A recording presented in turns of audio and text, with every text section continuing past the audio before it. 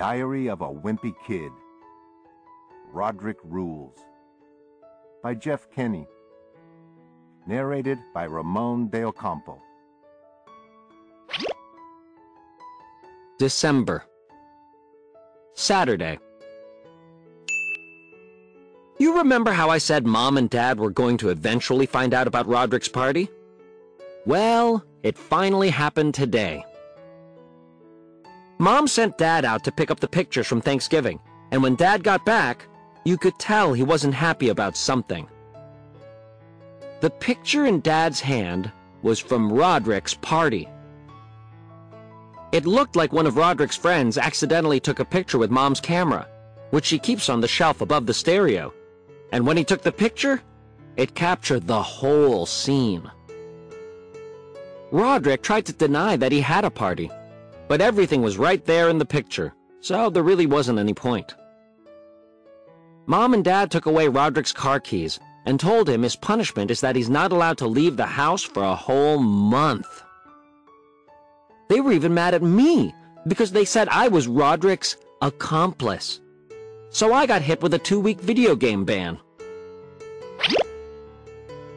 December. Sunday.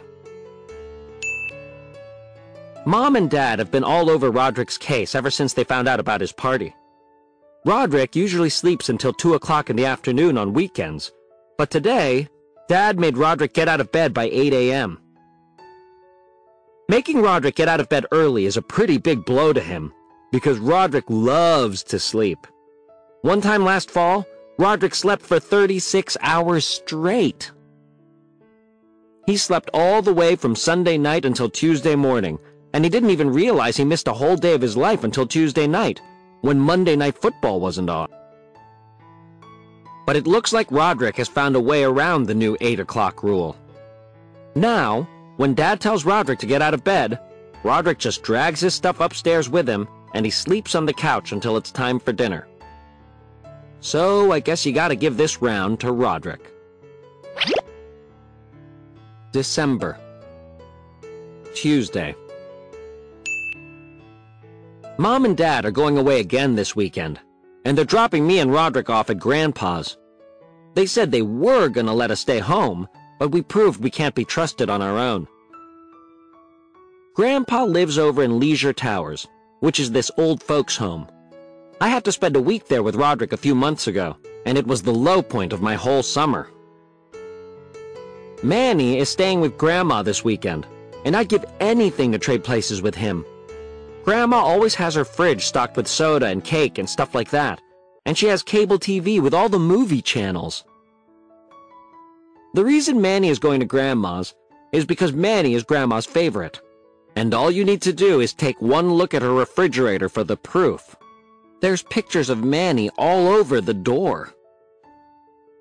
But if anyone ever accuses Grandma of showing favorites, she gets all defensive, saying, "I love all my grandchildren the same." And it's not just the pictures on the fridge, either. Grandma has Manny's drawings and stuff hanging up all over the house. The only thing that Grandma has from me is this note I wrote her when I was 6. I was mad at her because she wouldn't give me any ice cream before dinner. So here's what I wrote. "I hate you, Grandma." Grandma has kept that note all these years, and she's still holding it over my head, telling everyone who comes into the house, "And this is what my wonderful grandson Gregory made for me." I guess every grandparent has their favorite, and I can understand that. But at least Grandpa is upfront about it. The best part is, I'm the one who is his favorite. December. Saturday. Well, Mom and Dad dumped me and Rodrick off at Grandpa's today, just like they said they were gonna do. I started looking for ways to entertain myself, but there's nothing in Grandpa's condo that's fun to do. So I just sat down with him and watched TV. But Grandpa doesn't even watch real shows. He just keeps his TV tuned to the security camera that's in the front lobby of his building. And after a few hours of that, you start to go a little nuts, listening to Grandpa say things like, "Oh, sure, Barry Grossman has time to go out for a 3-hour walk, but he doesn't have time to return my vacuum." At about 5 o'clock, Grandpa made us dinner. Grandpa makes this awful thing called watercress salad, and it's the worst thing you ever tasted. It's basically a bunch of cold green beans and cucumbers floating in a pool of vinegar. Rodrick knows I hate watercress salad more than anything, so the last time we stayed at Grandpa's, Rodrick made sure to pile it on my plate, saying, "Greg loves watercress salad." I had to sit there and choke down every bite so Grandpa's feelings wouldn't be hurt. And guess what I got as a reward for cleaning my plate? More watercress salad. Tonight, Grandpa gave us our salad, and I acted like I was going to eat it. But then I just stuffed it all in my pocket when no one was looking. It felt pretty disgusting when the cold vinegar started running down my leg. But believe me, it was about 1,000 times better than having to eat it. After dinner, the three of us went into the living room. Grandpa has all these really old board games, and he always makes me and Rodrick play them with him. He has this one game called Gutbusters, where one player reads a card, and the other player tries not to laugh. I always beat Grandpa, mostly because the jokes don't make any sense to me. Stuff like, putting economic policy before fiscal responsibility is like putting the cart before the horse. That one always gets him. I always beat Rodrick, too, but that's because Rodrick loses on purpose. Whenever it's my turn to read a card, he makes sure he has a big mouthful of milk. Then he laughs in my direction. At 10 o'clock, I was ready for bed, but Rodrick called the couch, and that meant I had to sleep with Grandpa again.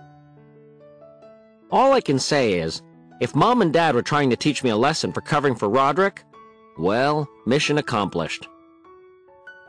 Grandpa actually handed me his teeth and asked me to put them in the glass on the bedside table.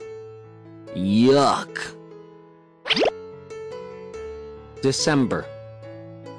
Sunday.